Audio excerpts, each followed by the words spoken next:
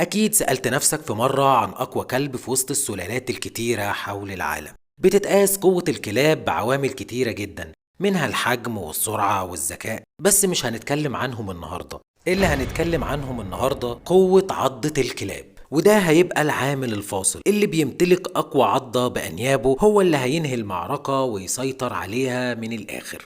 والنهارده جايب لكم اقوى عضة 10 كلاب من الاضعف الى الاقوى. انا ابراهيم، مهتم بعالم الحيوانات والقصص. لو انت مهتم يبقى انت في مكانك الصحيح. ادعمني بلايك واشتراك. بسم الله، يلا نبدأ حلقتنا النهارده. الكلب مالينو. اتسمى الكلب بالاسم ده على اسم قرية بلجيكية اسمها مالينو. يتميز الكلب مالينو بعيونه البنية والفك القوي، والكلب ده قابل للتدريب بشكل كبير جدا. الكلب مالينو بيفضل المكافأة المعنوية مش المادية، والعقاب للكلب ده بيدي نتيجة سلبية جدا. كلب بالفطرة شرس جدا ومش بيتردد بالهجوم، كلب ذكي جدا وشجاع، والكلب ده موجود بكثرة مع رجال الشرطة والجمارك. قوة عضة الكلب مالينو 195 بي اس اي. الكلب الراعي الهولندي، طبعا من اسمه موطنه الأصلي هولندا. كانوا بيستخدموه بشكل كبير بين المزارعين والرعاة، لأن الكلب ده قوي في الحراسة والدفاع عن صاحبه. الكلب ده مش بيحتاج للعناية الكبيرة لأنه بيتحمل كل الظروف الصعبة. كلب بيتمتع بالقوة والذكاء ومطيع ومخلص بشكل كبير لصاحبه. قوة عضة الكلب الراعي الهولندي 224 بي اس اي. كلب البيتبول الترير الأمريكي، كلب هجين من أصول أمريكية تم تهجينه للصيد ومطاردة الحيوانات الكبيرة. كلب قوي الجسم وعضلات وبيقاتل لفترة طويلة، شجاع جدا وعمره ما يخاف وبيهاجم بشكل عنيف. الكلب ده ممنوع تربيته في البيوت بالرغم انه ودود ومخلص لصاحبه بشكل كبير جدا. كلب شرس جدا وبيطلقوا عليه بالمجنون. قوة عضة كلب البيتبول ترير الأمريكي 235 بي اس اي.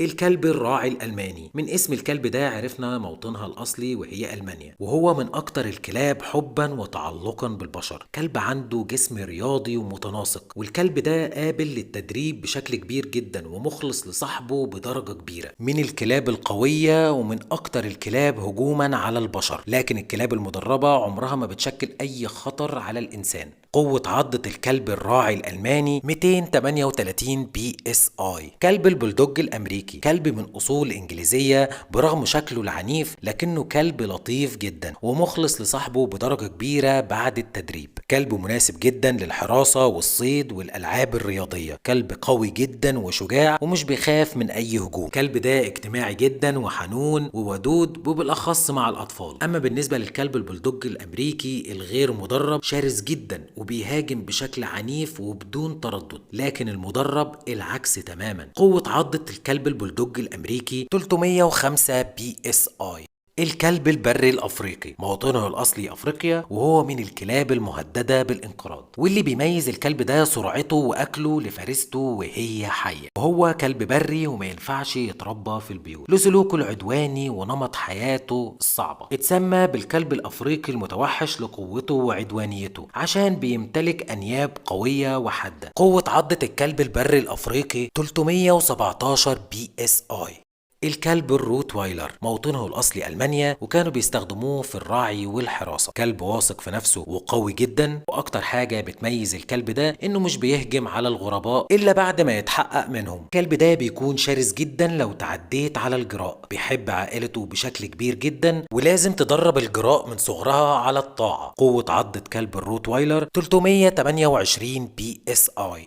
الكلب الذئب، هو كلب هجين بين أنثى الكلب وذكر الذئب. التزاوج ده كون لينا كلب قوي وسريع جدا، وبالتدريب الجيد الكلب ده بيبقى مطيع لصاحبه بشكل كبير جدا. والكلب ده عنده القدرة على تحمل الظروف الصعبة بدون ضعف. الكلب ده في البراري شرس جدا وهجومي ومش بيتردد بالقتال، وعنده أسنان حادة جدا. لكن الكلب المدرب مش بيشكل أي خطر على الإنسان، بالعكس بيبقى كلب وفي وبيدافع عن صاحبه بشراسة. قوة عضة كلب الذئب 406 بي اس اي. الكلب الماستيف من أضخم الكلاب وأكثرها قوة، وموطنه الأصلي شرق آسيا في الصين والهند، وكان بيستخدم في الرعي والصيد، والنهاردة بقى من الكلاب المرافقة للإنسان. والكلب ده سعره غالي جدا بسبب نضرته. الأنثى بتولد جرو واحد بس كل سنة. كلب قوي جدا وبيمتلك عضلات قوية جدا وأنياب قوية، وهو من أقوى الكلاب حول العالم. قوة عضة الكلب الماستيف 556 بي اس اي. كلب الكنجال التركي، وهو من الكلاب الضخمة اللي نشأت في العراق وتركيا. والكلب ده متنوع الأعمال في الصيد والحراسة ورعي الأغنام، ومرافق جيد للإنسان. كلب عنده سرعة وولاء لصاحبه بشكل كبير جدا. الكلب اللي بيتدرب كويس بيكون مطيع ولطيف ومحب للأطفال بشكل كبير جدا. أما الكلب الغير مدرب بيكون شرس جدا وعدواني، واللي بيساعده في ده قوة جسمه وحجمه الكبير وقوة أنيابه. قوة عضة الكلب الكنجال التركي 743 بي اس اي. لو انت وصلت لهنا قولي في الكومنتات بتسمع الفيديو في أي مكان على الكوكب، وحابب أعمل فيديو عن إيه المرة اللي جاية. أشوفكم على خير دايما، سلام.